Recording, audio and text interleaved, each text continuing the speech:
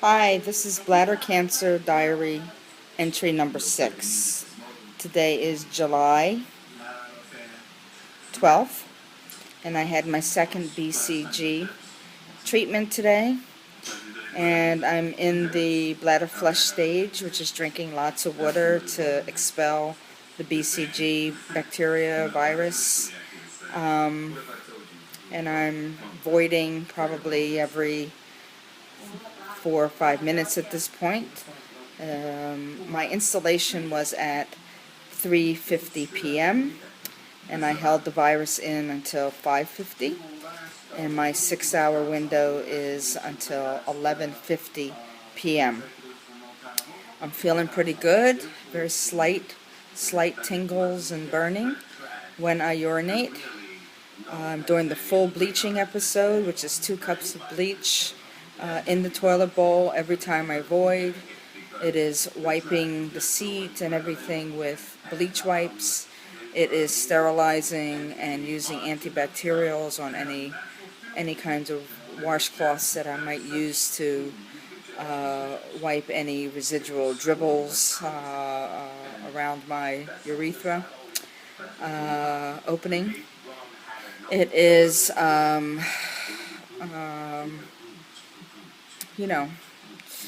quite a intense protocol, but a good one. So here's the other thing I wanted to report today. I got a little more information about the maintenance phase. Now, after the 6 weeks is done, which is August the 9th, that's the day of my 6th treatment.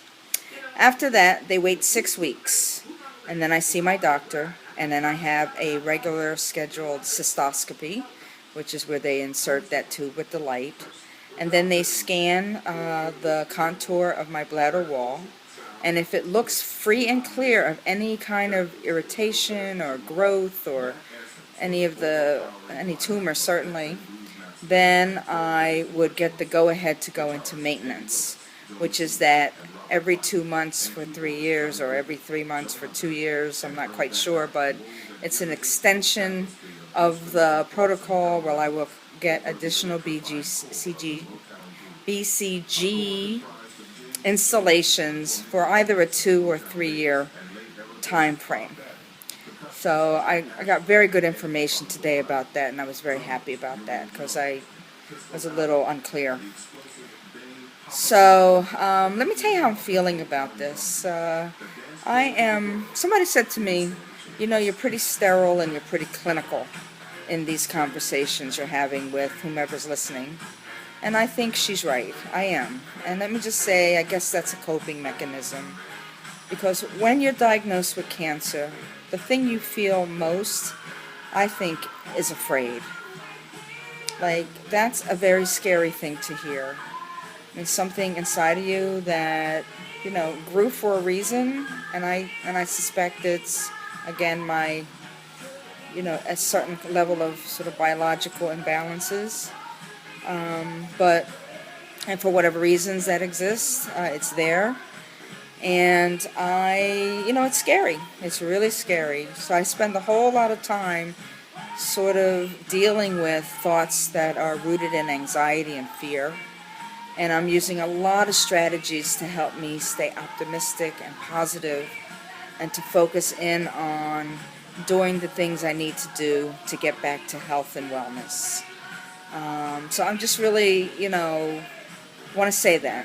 Like, a lot of times in the quiet moments, you think about dying, you think about how far along the disease process you're going to go.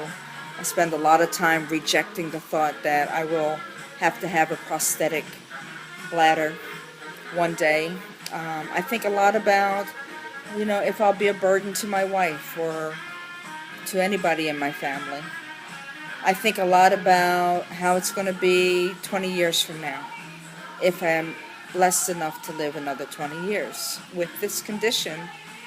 And, it makes you question that. And I guess I also have this fear, like, if I have it there, I'll get it everywhere. And I think that's a natural thought, too. It's rooted in anxiety, rooted in fear. And it is a thought that I constantly battle with affirmation, sending love to my body, remembering how very amazing our bodies really are. Our bodies are always striving to be healthy, always striving to keep us whole. And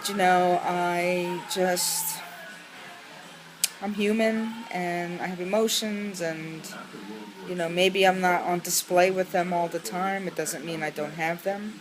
I've spent a lot of time in my life kind of managing all of that. But the long story short is that I'm trying to stay present, trying to stay in the moment, trying to just do the thing I need to do. And with that, I'm feeling a very strong urge to have to go void at this very second. So I'm going to end this installment because this is what I'll be doing until 11:50 tonight, flushing, flushing the bacteria out. And then, again, if anything remarkable happens in terms of side effects, which could be flu-related symptoms, things like that, I will certainly report on that. But so far, I've been really tolerating it well. And, it does have an accumulative effect, so the further I go into the treatment, the more likely I am to experience side effects like chills, fevers, aches, pains, fuzzy brain, and a bunch of other stuff. But there are people who don't suffer from any adverse side effects, very minor things, urinary things, like frequency to go, some burning. And then there are others who have very severe things, like bleeding, which is really bad. Uh, but I'm okay. I'm doing well, and I appreciate you checking in to hear this next installment. Take good care. I know I'm doing my best to do the same. Peace.